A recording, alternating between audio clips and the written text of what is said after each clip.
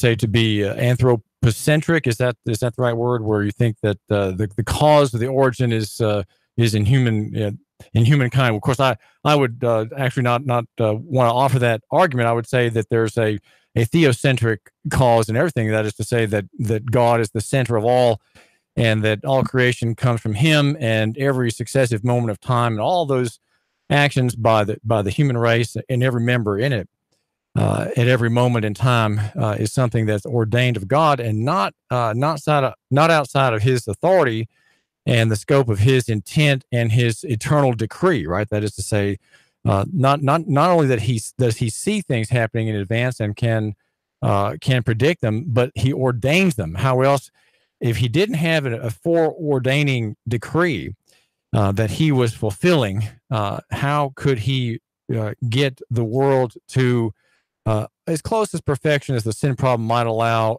at the last day? Right. That's the that comment envisions the biblical theory of progress that says that the world and all the tongues, all the tribes, all the nations, all the peoples in it will over time love God more and more and turn progressively against their personal and institutional and cultural and legal and political and economic sins. That is, of course, the theory of progress that exists in no other system of thought than in Christianity. So I'm a great optimist about the future, even though as a Calvinist, I would say that along with the Westminster Confession of Faith, that man is utterly fallen, that there is no part of man, no faculty in man, no aspect of man's character or intentions or makeup that is not affected by the sin problem that, of course, the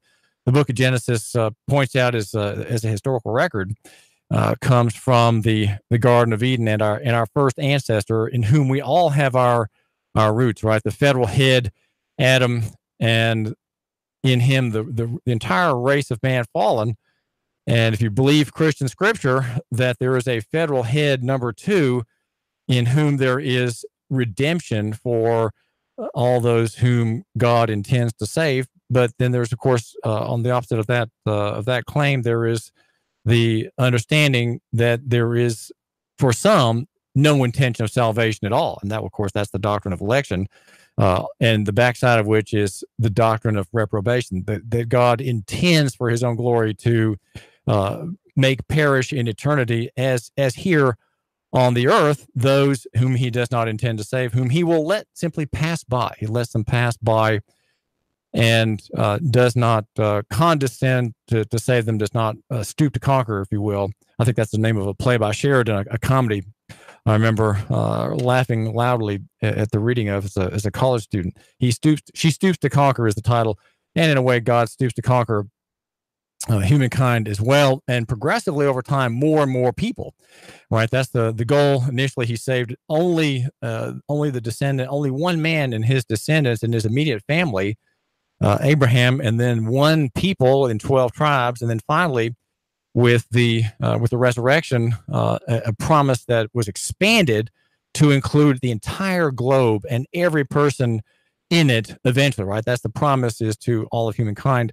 Not every individual, of course. Not every individual is promised Christ's favor, God's favor, but all kinds. Not just the genetic Israelite, as it was in the Old Covenant. The first manifestation of God's favor was just that one hard-hearted and angry, bitter, malevolent, lustful, concupiscent group of people whom He finally said, "Okay, I've had enough with you. I'm expanding. I'm going past you, and now the entire world will have law. It'll have order.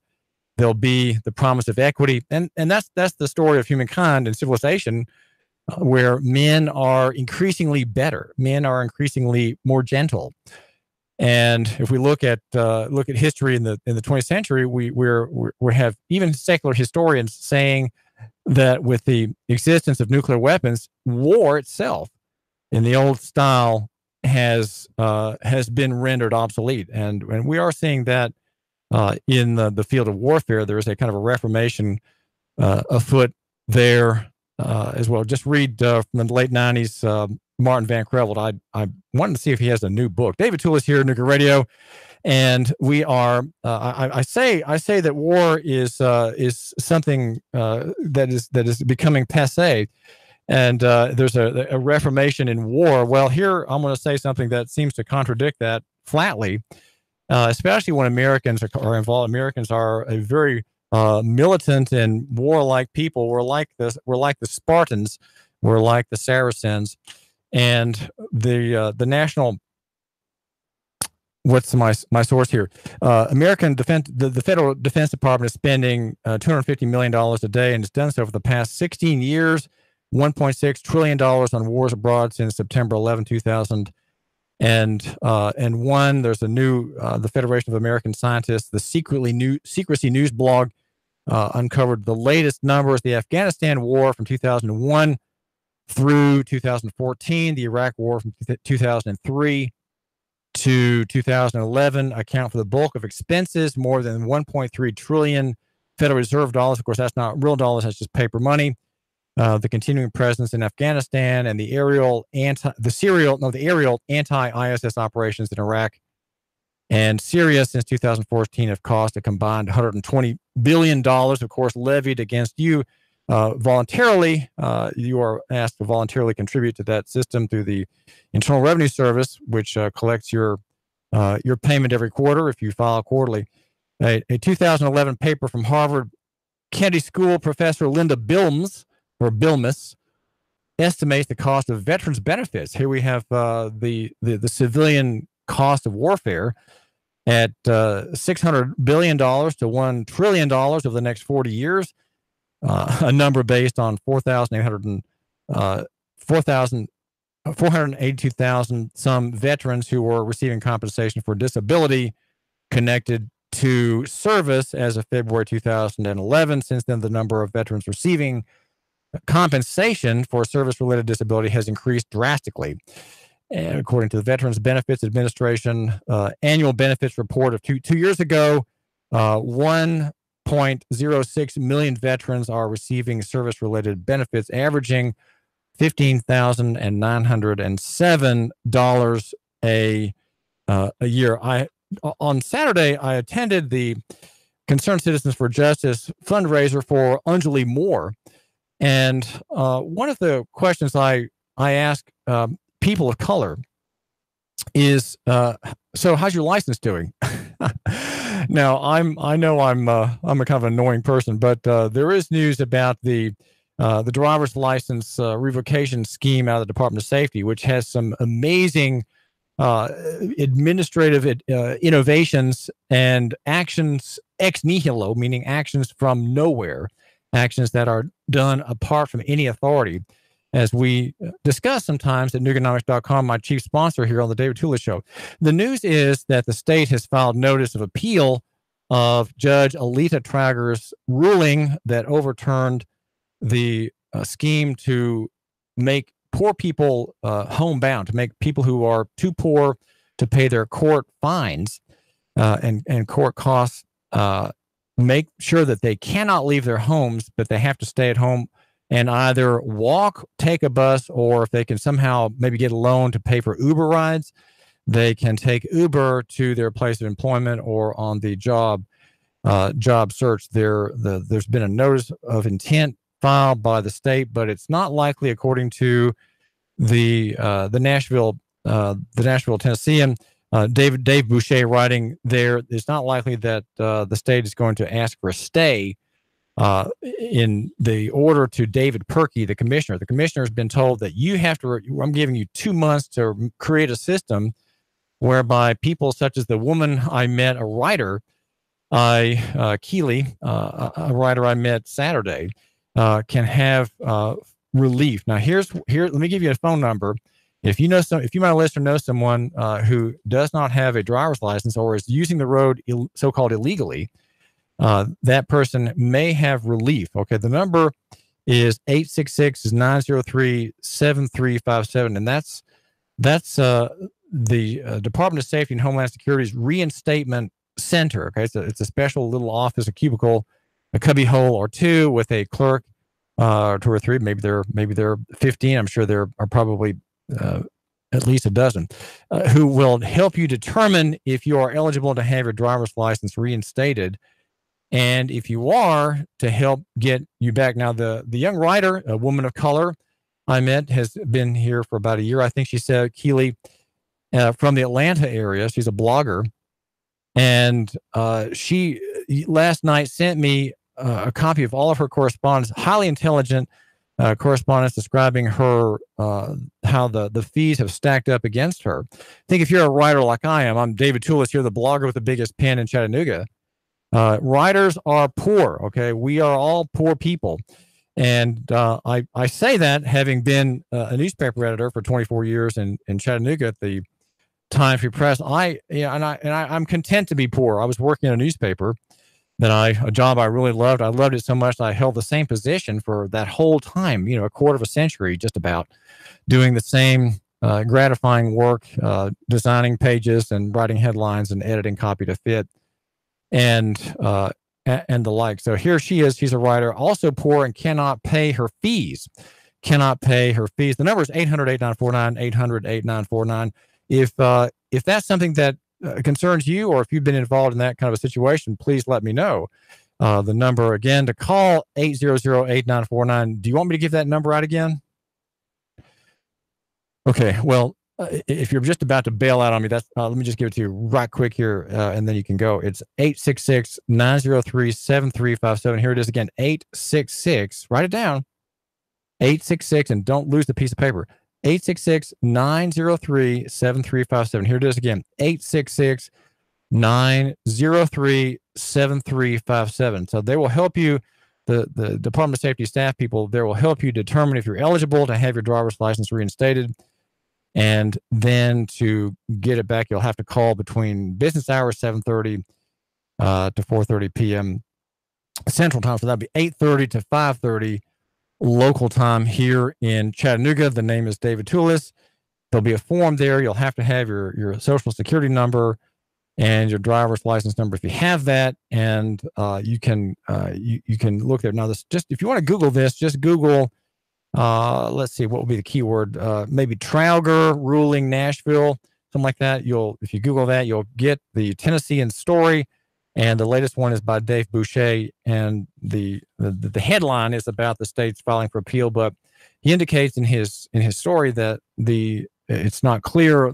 The notice of appeal does not give an indication whether the state will demand a stay on Judge Alita Trauger's order that commands this department that has put 250,000 people under a civil death sentence to delay that process. So I would say that for your sakes, or the sake of people you might know, my listener, that we would not want there to be a petition for stay, and if there were, that it would simply be rejected, and that the process would go forward. So there are a quarter of a million people almost that are too poor to pay court costs and fines, court-related fines.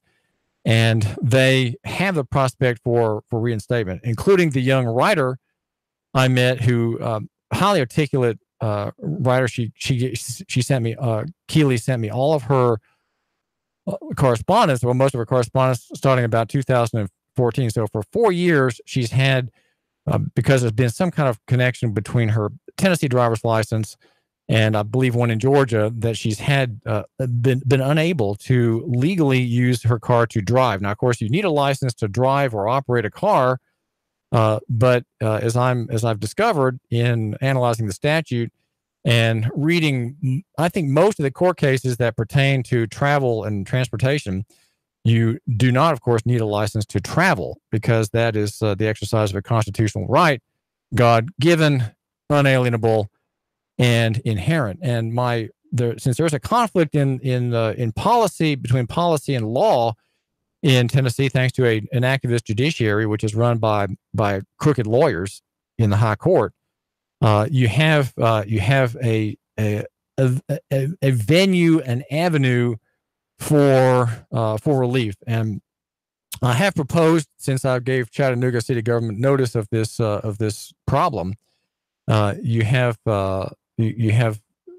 probably by now the mayor's rejected this outright, but you have the possibility of a corporation such as City of Chattanooga to create a city of refuge from Title 55, the driver's license statute. It's the whole transportation statute in Title 55, but the DL provisions are in Chapter 50. So it's 55, 53, 351 is one provision, for example, touching on the license itself. There many chapters, at least 50, and one of them is the driver's license statute. So that whole book, the green volume, applies to transportation.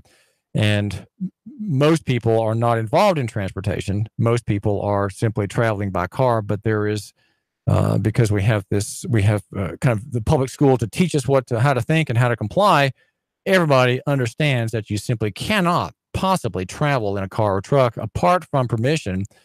And so effectively, the state, what I call commercial government, has turned all exercise of rights, all religious rights, voting rights, etc., all these rights have been converted into privileges because you can't use your car to exercise them, right? The state effectively has said, well, there are no rights that any right that requires a movement, that movement has to be licensed and permitted by us, and we have to tax that movement. And so there is no way to exercise your rights freely if you're using a car. And I have a delightful piece that I'll be publishing at Nuganomics.com in a couple of days about how the state, when it prosecutes people who are free travelers, these would be Hispanic immigrants, perhaps. These would be African Americans who know their wits, who have their wits about them, prosecuting them by saying, does your car have a wheel? Does your car have a motor? Does your car have a brake? Does your car have a fender? Does your car have doors? Oh, it does. Well, then your car is a motor vehicle. And since motor vehicles are in the statute, then we have authority over you, and you therefore are guilty, right? You're guilty of moving about at liberty because you were in a motor vehicle. Well, that's just a joke. It's a joke. And I have a very distinguished legal analysis coming out in the next day or two pointing that out. It's not the car and however it's manufactured and it's all its constituent parts that is subject to licensure and taxation. It's the use to which that car or truck is put. If the car is being used in commerce for hire, then the use makes it a motor vehicle under the commercial statute, Title 55. And it's that statute which creates the liability and the need to obey all those rules, the rules of the road, the rules for licensure, the rules for registration, and insurance. Those rules apply to somebody in commerce. And it's the use to which the car is put, not the fact that a car may in fact be a motor vehicle because it was registered with Bill Knowles, the county clerk, that way, or anything. It's the use in which the car is found at a transportation or traffic stop that makes it either bound to the laws and rules or not.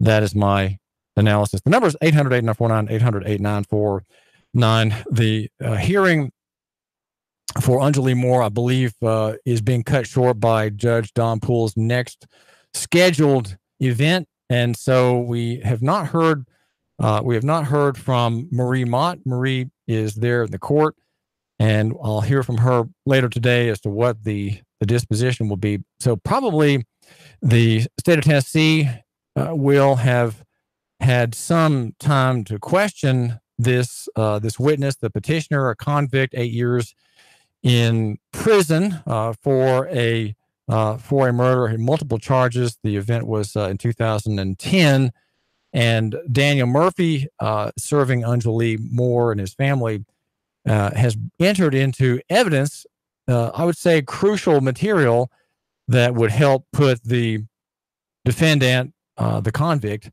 right, in a place other than that in which a man was slain, I believe, in a home invasion robbery.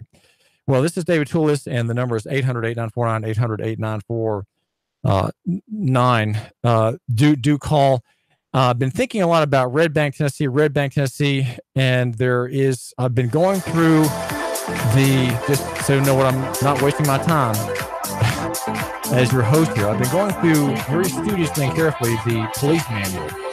And there are some things to shock you in that. And I'd say, well, it's just typical of how these departments operate. David Toulis, Nuga Radio. Stay tuned. We're going to hear from a man who is fighting back, who is being falsely accused of obstruction.